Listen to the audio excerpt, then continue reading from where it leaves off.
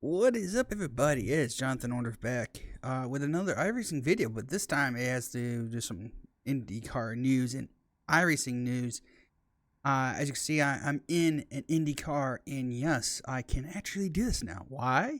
Because it was announced today that IndyCar and iRacing have a agreement again to be able to have IndyCar in a broadcasting style way now.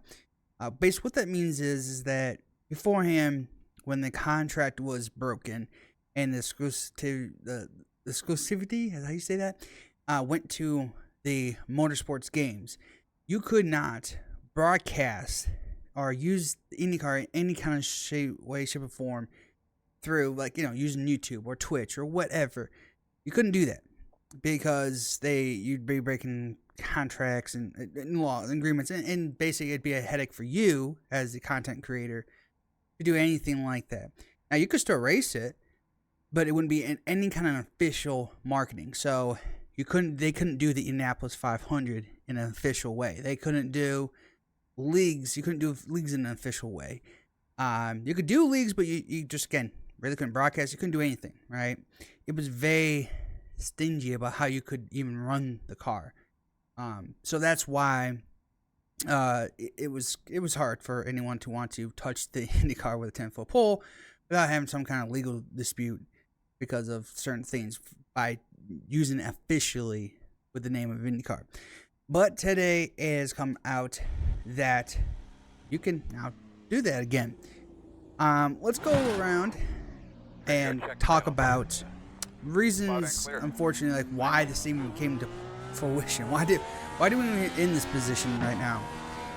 Well, unfortunately, IndyCar and the person who runs the IndyCar gaming side decided to basically bail on IndyCar and try to do exclusive racing game for the motorsports games. And of course, if you know about all the mess that they went through with NASCAR, that it was going to be the same problem with them. That company was practically bankrupt. The person who ran it beforehand was a corrupted BS person. Just didn't, the company was not a legit company, really, it wasn't. And so it just led to issues and more issues. But then they tried to steal IndyCar, basically. I would call it steal IndyCar from people in hopes that they could kind of like, oh hey, they've never had a game in a long time. Let's see if they will bite. All I can say is whoever's the salesman on that side of the motorsports game side, bravo. He knows how to lie. He knows how to sell. Because that was a hook, line, and sinker for IndyCar to buy into that crap. So, unfortunately, they did buy into that. And that led IndyCar to pull their contracts. Basically, they didn't pull it. When their contract came up for IndyCar on iRacing, they just didn't resign. And basically, it led to just a bad road for IndyCar. They didn't get the game.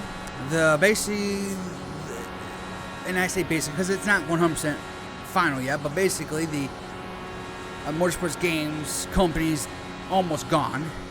They have no money, no nothing. NASCAR's pulled away. They're in fact now NASCAR and IndyCar making an exclusive game on racing for console. So it is, it works great for them for NASCAR. And now, with all that BS gone from that company, they made a deal with IndyCar again to come back. Now, should they have gone away in the first place? No, they shouldn't have. I understand that IndyCar is desperate to have a console game. I can totally 100% understand that. They need to find a way to get more fans and more eyeballs on their sport, not just NASCAR, and I totally understand that. But pulling away from something that at least you had a grip on, like, hey, you got people at least willing to do the Indianapolis 500, willing to do things as a game on iRacing. Why would you leave that? Why would you say, no, you're not helping us? Actually, they are. look, no, they're not giving you a console game, but they're still helping you in some way, shape, and form, right? You're still getting publicity by them running the Indianapolis 500, officially running a sim Indianapolis 500. So they are helping. It's not as big, no, but they're helping. So I feel like them leaving was absolutely a bad thing for them to do, and I'm not really surprised, but I am a little shocked that how easily they came up with a contract again. I thought they would be saying, hey, listen, you got to make a game. And from other reports, it sounds like this is not an exclusive sim deal. Like, that means that they're staying with iRacing. They can't go anywhere else. But they can. So what that means is iRacing has the legal rights to the license of Indycar, but they don't have the exclusivity of the game. So what that means is another company can go out and make a console game for them if they want to. I don't know why, tell you the truth, if I was IndyCar, I understand they want one now. It's not going to happen. Even if, let's be very clear, even if they were able to find someone else that was willing to, like EA Sports or anyone, right? It's still going to be another 2 to 3 years away to have another IndyCar game, right? And it can't be exclusive either. Remember, if you once being exclusive, it means no one else can have the license. So now what happens is someone can go in, say, hey, I would like to have a contract deal with you. You have the licensing so we can go ahead and make a console game for you. Okay, great. But be aware that you're going to have competition because we're not going to be exclusive. You can't just have the license to yourself, which I feel like in this world is a good thing. And again, I was actually watching David Land's YouTube video, and he said this very clear, and I agree with him. The IndyCar side for sim racing, for iRacing, is an exclusive niche, and also it helps pull people from one series to another. So people like me, like I, truly more into NASCAR than IndyCar. I would come over to IndyCar because, heck, why not? It's still fun. Don't get me wrong, it's really fun to still want to race in an IndyCar. So I'm going to try it out. Why not? If I got it, might as well use it, right? But when you do a console game, it's a niche. It's a really, as I hit the wall, it's a niche kind of community, right? You're gonna pull the people that love IndyCar, bring some of the kids that from that generation, and maybe you can get a casual person to want to play that game and say, hey, this is IndyCar. It's not expensive. I mean, at $60 it's not expensive. I'm pretty sure it's going to be that. But you get someone that willing to maybe pay $60 for a console game and see how it goes. And if it's good and it still has some characteristics of a sim in there, not a full-blown sim, but sim arcade kind of style, then maybe more people will come back to it. Now, I truly have not played the iRacing console game that did for Dirt, the World of Outlaws, but people say it's a very good game for what it is. And I wouldn't be surprised if IndyCar would want to get involved in IndyCar to make a console game, but I don't think that's their priority. And the problem is, because they're making a NASCAR game right now, the last thing they want to worry about is trying to spread thin the resources to make an IndyCar game. So I think the best way for IndyCar to approach this is for them to let someone else build the game, and obviously they got to do a really good job.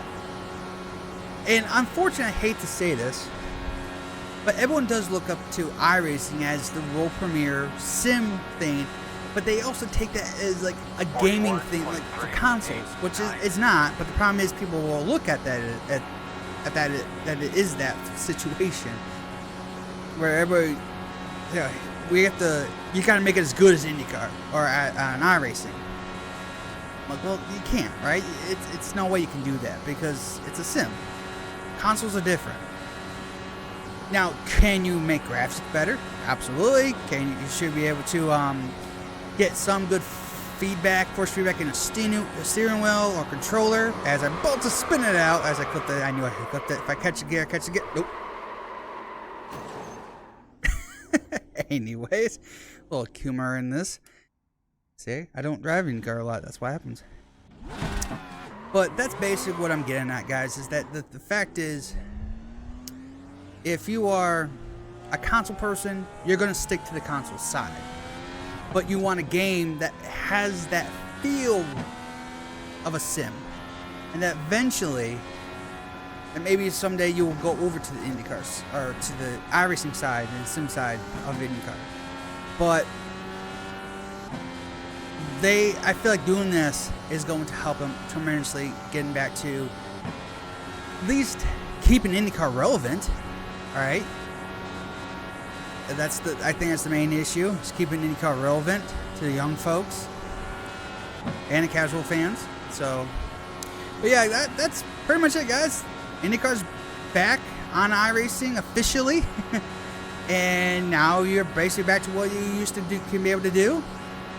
And if you are someone that's been, hey, I can't wait to, get doing the Indianapolis 500 again on here, that's something, if I have money, be able to pay a service again, I would like to do. But anyways, yeah, thanks for tuning in for this one, and I hope to maybe do some IndyCar content. Maybe not a lot, but some IndyCar content around here. But thanks for tuning in for this one, and I hope to see you for the next video. Have a good one. 41.342